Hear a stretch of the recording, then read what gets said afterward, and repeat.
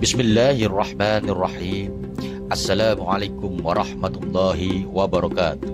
Kembali lagi bersama saya di channel Raden Hariswan. Saya akan mengulas sejarah Sultan di Kampung Kenari, Banten.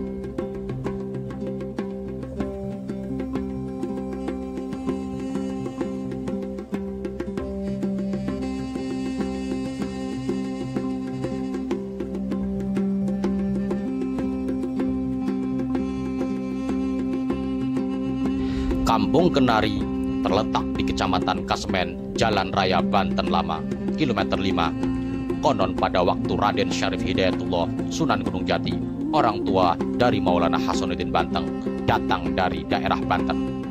Beliau singgah di Kampung Kenari sekitar pada tahun 1500 Masehi. Di antara sejarah lagi, ketika Maulana Hasanuddin diutus pertama ke Banten, datang ke Kampung Kenari dulu, sekitar pada tahun 1550 Masehi. Maka salah satu sejarah tersebut, nama Kampung Kenari itu berasal dari kata kenali, yaitu pertama kali mengenali daerah Banten. Dan dari sumber yang lain, nama Kampung Kenari diambil dari sebuah pohon kenari yang besar bernama Pohon Kenari, yang diberi nama oleh Sultan Abu Mafakir Mahmud Abdul Qadir, karena melihat pohon yang besar dan untuk berteduh yang bertujuan masyarakat Kampung Kenari hidup dalam kedamaian, kemakmuran dan kesejahteraan, kokoh dan kuat seperti pohon kenari. Dengan pesatnya perkembangan daerah wilayah Banten Lama sampai terbentuk pusat kota di Banten Lama dan adanya Keraton Surosoan dan Masjid Agung serta pelabuhan Banten di daerah Karangantu, maka Kampung Kenari merupakan tempat paspen atau riadoh para pembesar kerajaan Banten. Sampai di Kenari tersebut dibangun masjid oleh Sultan Kenari yang sekarang masih ada dan berumur ratusan tahun. Dan di Kampung Kenari juga terdapat makam para keluarga-keluarga kerajaan Banten, diantaranya Pekauman, Lawang Abang, Sortingke, Astana Cilik, dan lain-lain. Dan terdapat makam Sultan Abdul Mafakir Mahmud Abdul Qadir yang pertama mendapat gelar Sultan dan diangkat menjadi raja pada usia 15 tahun. Dan sementara di Didik dan negara Mekah, kerajaan diperintah oleh patihnya Purbanegara pada tahun 1596 sampai 1651. Di Kampung Kenari juga terdapat makam Sultan Banten yang kelima, yaitu Sultan Abdul Ma'ali Ahmad serta keluarga-keluarganya.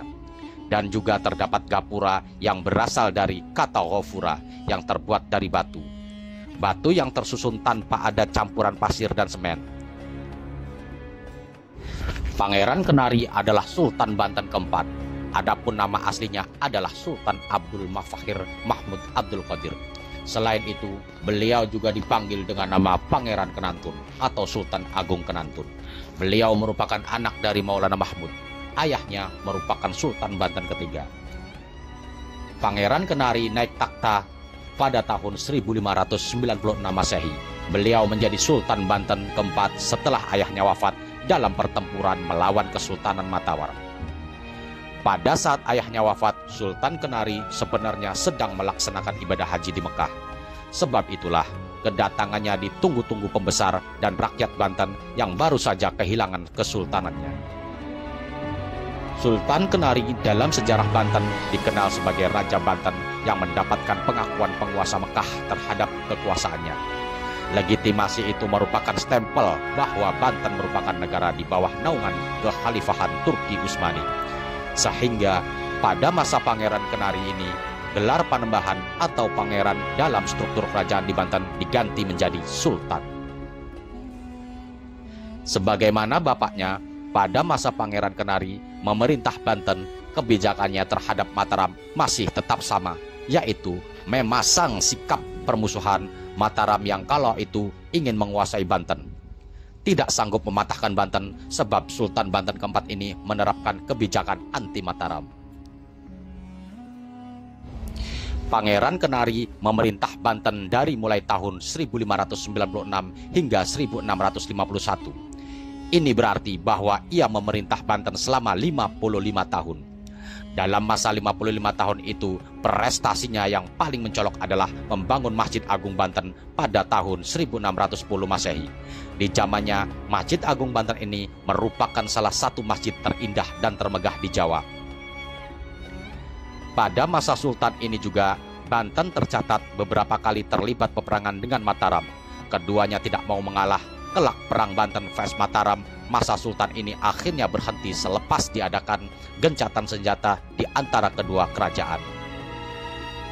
Gencatan senjata tersebut digagas oleh seorang pedagang Belanda yang pandai berdiplomasi.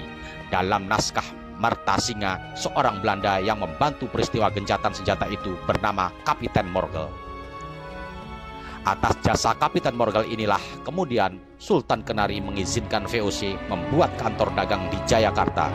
Kelak Jayakarta kemudian direbut oleh VOC dari tengah Kesultanan Banten. Pangeran Kenari wafat pada tahun 1651 Masehi. Proses kewafatannya diceritakan normal karena usia dan sakit. Kelak Sultan Kenari digantikan oleh anaknya, yaitu Sultan Ageng Tirtayasa, sultan yang terkenal karena berkonflik dengan anaknya sendiri. Wallahu a'lam bishawab.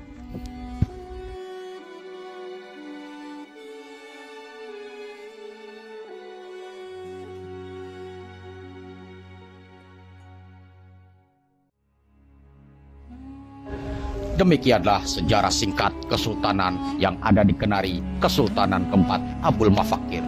Semoga isi video ini meningkatkan kecintaan kita untuk para waliullah yang telah berjuang di masa sebelum kita lahir.